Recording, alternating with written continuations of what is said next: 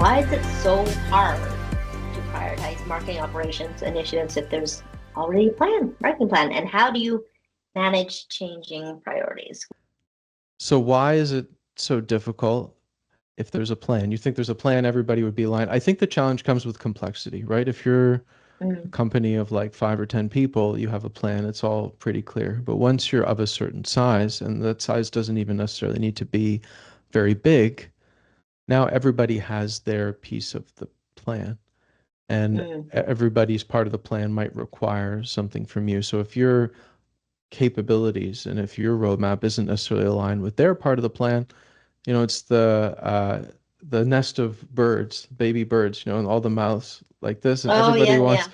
everybody wants their piece of the worm, and you need some organizing force to align all those things and determine an order, and ideally that's the CMO if you're reporting up to the CMO or some other executive. That can be harder if you're serving functions outside of marketing. If you're also servicing sales or you have some of this Mhm. cross-functional responsibility, and then you really either need a great relationship between those executives or some overarching executive, a COO, a CFO, somebody who can um, who can make calls, because at the end of the day you Mhm. do need somebody to make those difficult calls. If I think about the solutions, like there's a pretty standard roster of solutions that are important. They're not, none of them in and of themselves is a be all and end all, but like you need a project management or a ticketing system. If you're just taking ad hoc requests willy-nilly in GChat and Slack, like get out of there. Get into a system, a place where you can document what you're doing, where people have visibility, and where you can create some order and structure. And say, look, I see you have this ticket. There's 25 others here that are Mhm. ahead, or there's 50 that your team has already asked for. So what are we going to do? I think that's one thing. Another thing is work streams, because Mm, we make the mistake sometimes of treating different types of things the same. Just because you have some big rock projects that you've already identified months ago, it doesn't work to then say, but I'm not going to do this like small but urgent, painful thing mm, that you need fixed. Your team kind of needs both. So the way I think about this is like a budget, whereas maybe like 50% of your time goes towards those big rock strategic projects or OKRs, and X% of your time goes towards like planning and administration, compensation, cyclical things that you can anticipate. And then another bucket, maybe that's 20 or it's more, it's less depending on the team, goes towards like support or quick wins or those little things. Because otherwise those little things don't get done because they're never as important on the surface as the big rock items, but they do collect and become a major pain point for the teams that you serve and also negatively impact how people perceive you. So having those two buckets lets you kind of move both forward and have time allocated to each of them. So I think that's really important. That leads into, I think, probably the most important thing, which is focusing on impact, because everybody has their list of initiatives, everybody has their wants and their needs. But ideally, there's a set of core KPIs that everybody is aligned around, revenue mm, impacting KPIs. And if you are able to tie the things that are being asked of you or the ideas you have back to those KPIs, then it gives you the ability to say, to go to the exec and say, hey, the team is asking me for XYZ, but this is what I really think is going to move the needle on this KPI, which mhm, is your core priority. What do you want me to do? And I think you also need to recognize you're not a magician in marketing operations. No matter how important you are to that organization, there's limits to your authority. There's limits to the power that you have. I think if you're in a world where you're close to your executives, where everyone has clear alignment, at least on the impact that we want to drive, and then you can make mhm. rational decisions based on a world of constraints that we all live in, then I think it's possible. But it still requires, constant whack-a-mole, constant Yeah. renegotiation, constant communication, and that's a fact of life, I think. Because things change is the short of it. You've got your plan Mm, for the year and everybody knows things come up, right? So it's like, hey, this is what we've set out to do. Here's our plan in the mhm, beginning of the year. And then you start working on your plan. Let's just say you're trying to mhm, improve your lead management process. It's fairly intensive process. It can involves a lot of different systems. So you're in there, you're trying to do that because you want to have better data on the reports that you're going to serve up to marketing leadership. So as you're working on that, pretty soon you start having campaigns come up. Someone's like, hey, will you send out this email for me? Hey, I've got this webinar. Will you send this webinar, set up this webinar for me? Or I got a list to upload from this event that I went to. So pretty soon you've got a lot of things coming your way. And if you're a team of one doing both of those things, and there's not a separation as far as campaign operations and marketing, strategic marketing operations initiatives, you get bogged down fast and derailed really fast. So I think the first reason that it makes it really difficult is just that things change, things break, and other priorities inevitably come up. The second thing I'd say is you know, there's always a competing need between what needs to be done today and what needs to be built for the future. Right. What needs to be built for that marketing plan. Ideally, that marketing plan is what the marketing team needs to do for the future, but pressures come in to leadership. They meet with the board. The board says, hey, we don't have this visibility. Go get that visibility for us or else. Or no, we don't like what you guys are doing here. Sorry, we're going to axe that. And then that just trickles down from leadership all the way down to operations. Leading to, I guess, the follow-up to it is how can you manage those changing priorities? I mean, at a very minimum, you've got to get on top of it, and you need to have a plan yourself. Project management is key to you staying on top of everything. And then planning out what it is that you're trying to accomplish for the week. The majority of people that I work with, and even for myself, the times when I don't put effort into the week that I'm going into, and even the day of, just make sure that I'm there and I have my priorities straight for the day, and making sure that the things I'm working on are the things that need to be worked on that day. You don't stand a chance. You're not, you can't keep up with the changing initiatives that are coming. And I would say, kind of even going a step further than that, if you need to have a pulse on the marketing initiatives that are coming through proactively. So either you're in those meetings that are happening, that are talking about the marketing priorities. Hopefully you are in those meetings.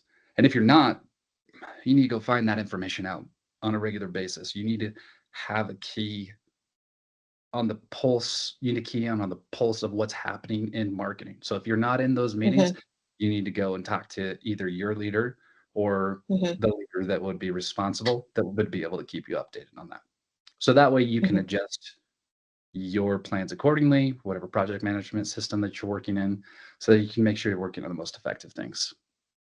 It's a mindset shift. You have to come to that meeting engaged, which I know can be challenging, especially if you're in a situation where marketing ops is seen as more passive. You're in support type function. Everyone's like, oh, hey, they'll just get it done. They're like, there's two dangers to it. There's the marketing ops person that just loves to help out and just is like, yeah, sure, I'll find a way to make it work. And then there is the just the passive one that's just sitting back. And so either of those is dangerous.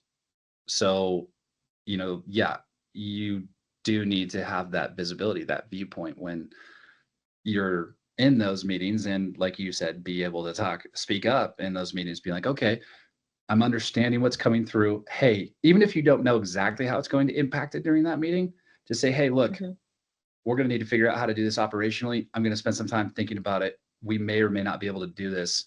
Like, we need to, but we need to make sure that I've had some time to look through it to see if this is a possibility right now. And if not, like, what it's going to take to get it done. It's, but yeah, I mean, to your point, if you're just sitting back passively, you're just like, I'll find a way to make it work. it's it's not a good spot to be in, because then you might end up creating a whole lot of work for yourself that you didn't have capacity for, Mm. and it's going to just derail you even more than from the main marketing activities that you're trying, or main marketing goals that you're trying to accomplish for the company. And sometimes you don't have ultimate say in that. Like if the board comes in and says, "Hey, we want to do Yeah. this. We know better than you." Well, you can tell them that you think it's a dumb idea, but then if Mhm. they tell you to go do it anyways, you've got to go to get it done. Um, but I still think that means that you should still voice your professional concerns about it, Yeah. Yeah. just so that it is at least the decision is made, knowing those Yeah. concerns, because that's your job. Like your job is to share your Exactly. professional insights, and then, but if the company still decides to proceed with it anyways, then you go and get it figured out. But at least the concerns were raised. I think this question about why it's hard to prioritize is a question that most people that operate in matrixed organizations deal with. Because you've got marketing operations over here that, we're prioritizing. We have more than just like quote unquote the marketing goals, because we've got our, all of our infrastructure initiatives. Yeah. Like we have to maintain our life cycle, our tech stack, systems, scoring, a lot of things that like the marketers, the demand marketers, the brand marketers, the event marketers, all of our stakeholders don't necessarily see, but are very Mhm. critical to not only our success, but also their success. But it's invisible to the marketers. Yeah. One reason it's really hard to prioritize marketing operations initiatives and marketing initiatives and the marketing plan is that we're not really operating on the same playbook, because marketers are very focused on like the financial objectives and the persona objectives. They're very narratively written. Mhm. So, and marketing operations doesn't tend to operate well in a narrative. Mhm. So, and then go over here to marketing operations and our processes and systems. And I think we're a little light on our systems, to tell you the truth, but we're generally Mhm. operating in the project management system and operating in the operational systems that we own. One of the things that we need to look at is enabling and digitally transforming this connection, because we do work together and we do operate together. And I think there's a huge opportunity. And I think one opportunity for marketers and marketing operations folks is to find a single source of truth that allows us to bring the marketing plan and the marketing ops priorities together Mhm. into a single system that everybody can collaborate on, can speak to both audiences, Yeah. and ultimately create and foster a collaboration, rather than kind of going back and forth between emails or trying to interpret things in Asana, etc. The second question for Unplugged, like how do you manage the Mhm. changing priorities? One is just having Mhm. the buffer time in our schedule. Mhm. And that perhaps that's 30%, perhaps that's 20. But we have to Mhm. account for like things are going to happen. Stuff happens. I've also worked in environments where there are a lot of emergencies, and Yeah. and it's just the reality of the world we live in, that Mhm. we need to have some type of emergency plan. Yeah. And whether that's 20%, 10%, it's whatever we can give. And then the communication strategy between marketing allows us to understand, okay, if they're cutting into our core project time, Yeah. is this a hot enough emergency that we need to drop our critical core project or postpone it, Mhm. move it down the schedule, because this is going to impact the business, and there needs to be a business justification for that. Giving the marketers some visibility into what our project bandwidth, what our project load looks like, so that they get a sense of, okay, if I request this emergency, I know something's going to have to come off the marketing operations plate. I think the more and the better that I built the business partner relationship with my marketing teams, the more understanding they are, where I kind of push back on some timelines. Why is it so daggone difficult to stick Yes. to the plan? And the conclusion that I came to was that because our plan is not actually grounded in marketing strategy. Hear me out. It changes so much because it's actually grounded in results. It's not grounded in marketing strategy. So what I mean by that is, like, most of the time a marketing plan is centered around driving pipeline, right? The problem with that is that there are several ways to drive pipeline. So when one thing doesn't work, you jump to another thing very quickly, right? So everything that we do is about kind of quantifying something, leads or conversions or impressions or whatever. There are many ways to slice those things. So if something doesn't work, you jump to the next thing.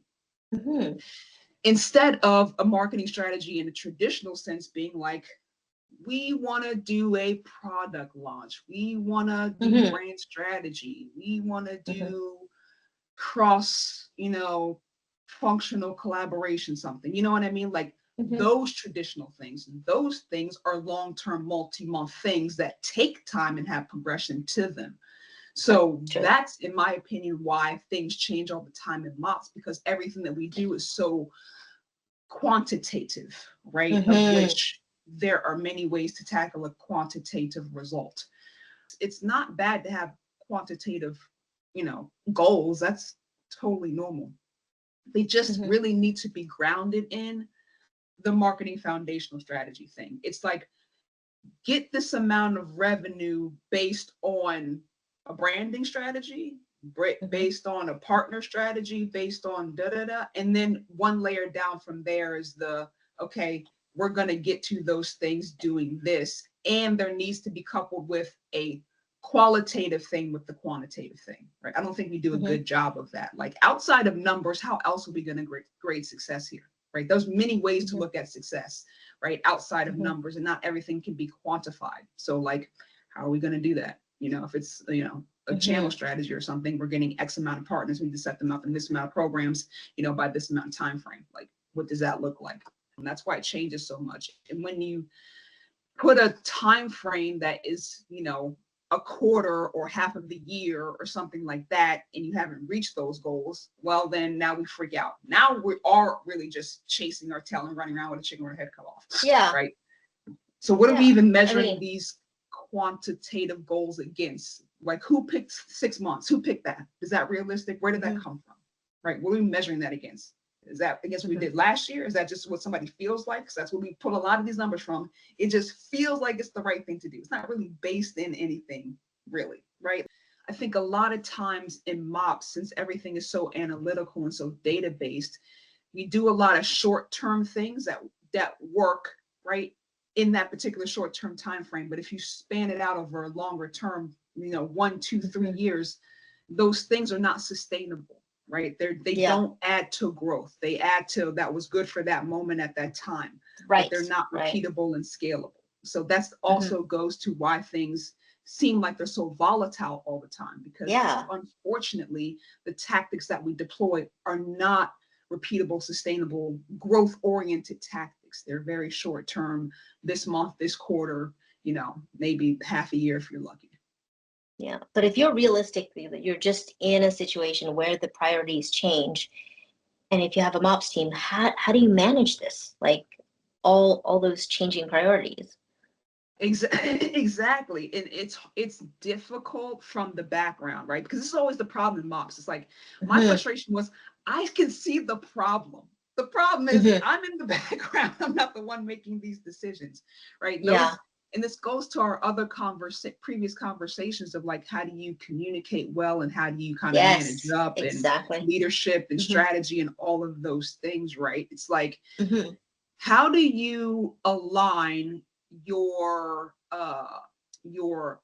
your analytical results, right? The quantifiable results. You're not going to get away from being tasked with lead results, being tasked with, meetings or demos or revenue or any of those things. They're not going away. But how do you ground them or tie them to actual strategy, right? That's the key, right? Yeah. Like, I think that's where we can do a better job from a MOPS perspective, being like, the goal simply can't be just $50 million, right? Because it's like, that's going to have us chase running around with a chicken with a head cut off, right? How do we ground that with, these are the strategies, not the tactics, right? Let's not go to the Google ad campaign or the white paper or the webinars. That's hold that for right there.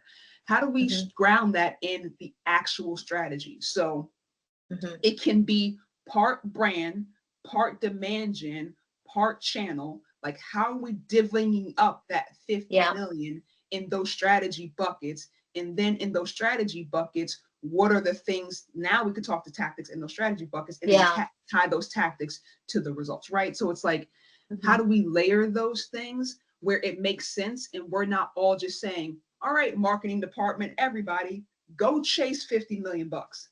It's right. It's never going to happen. So I think let's tie those that money to strategy, and then tie the strategy to tactics, and then tie the tactics to the quantifiable results, and then try to work backwards from that.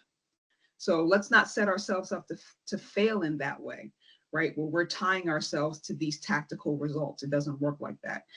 I've been places where marketing planning it's not set in stone, but it is done. Like, it's baked, it's planned out. There is a journey that marketing is going to take their customers on over the course of 12 to 18 months. You can plan, you're in alignment to be able to support the execution, the requirements, the technologies, the processes, the data needed for marketing to do their thing, because year over year over year over year, they know what they're trying to do. Then on the other end of the spectrum, you have, late breaking, rapidly changing and evolving markets where, like, if you're in an AI-driven world today and you're trying to market about AI, like, that's going to be a very fluid kind of environment that marketing is working to work in. And it could be that the market isn't mature, or it could be that you as a company don't yet have your footing about who the ICP is, what the industry resonance is. So in those environments, it can be more difficult for marketing operations and marketing technology to be able to react and to be where marketers need us to be. So I think that it's the ability to really know what kind of company you're in and be aligned and be connected and be considered a critical component of marketing for marketing operations to be able to react as needed when these changes occur. And that alignment can also provide the biofeedback loop that's needed for marketing operations to tell marketing, we can't do that. Like, this magical thing you want to do next week, we can't. We can't. So I think, those are the elements of what you need to be prepared for. So the closer the connection to the real world marketer, the better the feedback, the better communication, the better you can say from a stakeholder management perspective, we can get there, but you need to understand the trade-off. You were doing all of this kinds of marketing. If you want to pivot and start doing live events, we can do that, but we're going to have to stop doing some of these other things. So it's really that management of communication and knowing where you are, I think, that's critical. I think it's really knowing what you fit best in. If you're looking for, looking for a kind of team to work in, look for an organization that maps to your kind of capabilities and strengths. And then absolutely, once you're in there, be aware of what kind of, like you said, if you're hearing the winds of change coming from APAC, okay, We do not have good intent data providers because you don't get good intent data providers in that part of the world. So when the conversations start coming up, you can start planting the important data points for marketers to understand that, by the way, here in North America, we do all of this enrichment and data work and things. In APAC, we're not going to have that same capability because the vendors just don't exist. So the data isn't available or whatever the characteristics might be. So I am definitely the ADHD type person who can thrive in that adapting, changing environment. Digital transformation is something that, the experience skill set has given me the capability to really be able to navigate fairly well. And for some individuals, that kind of change and disruption is very uncomfortable, and that's okay. I think it's the awareness of understanding if it's something, and people that don't deal with that well aren't bad at their jobs. It's like it's a bad fit, and I think that nuance is critical. And if you end up in an organization that all of a sudden is abruptly changing and has all of this adaptation that you need to deal with, if it's uncomfortable for you, that's okay. Like it is what it is. And I think that understanding that is an important part of the self-awareness that marketing technologists need to have. It is vital for a leader in those circumstances to lead standing in the mess of that change and tell people on the team, this is hard. The doing great work in this circumstance isn't necessarily going to be the most elegant solution. The doing great work in this circumstances is getting us all through it and understanding where the off quality work was done so we can go back later. Like being in the moment and leading that change and being comfortable with being the leader in the mess is a very important skill as someone who's looking to pull marketing operations teams through those sorts of circumstances. It does come down to like making sure whenever you start the year, part of it is like making sure that your roadmap aligns with the overall needs of the business, not just like little pieces of like what's in the marketing plan. It's like, sometimes we want to do like certain things to like do database, like stuff that really matters. And like, maybe you got to pick kind of the slower times a year to like do those types of projects. Exactly. But a part of it is like, I like to do a 6-month roadmap at a time because I usually think things pivot in any business around the middle of the year.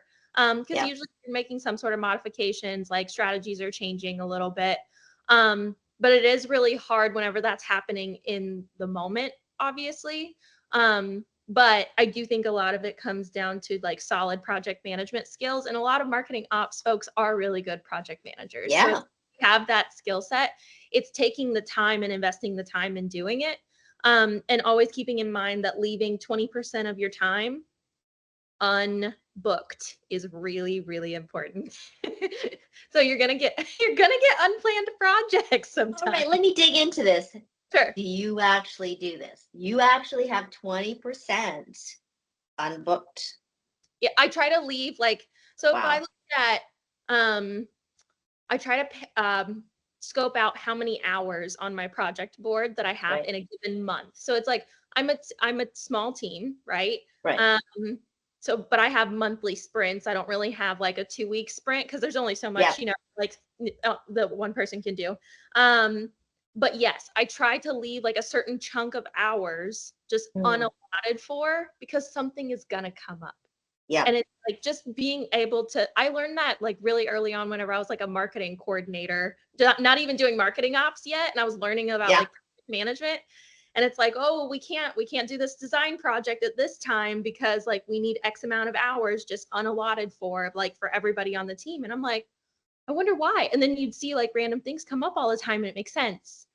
I think that's part of it, is like be very, very intentional. And doing like a quarterly plan, like always keeping in good communication with your manager and like your leadership, right? Like your CMO, whenever you're planning kind of in the first of the year and in the middle of the year or quarterly, however you want to, Really take a hard look at your projects, like the things that you really want to do as an operator, and ask yourself, like, does this align with the business goals, and does this really align with my departmental goals?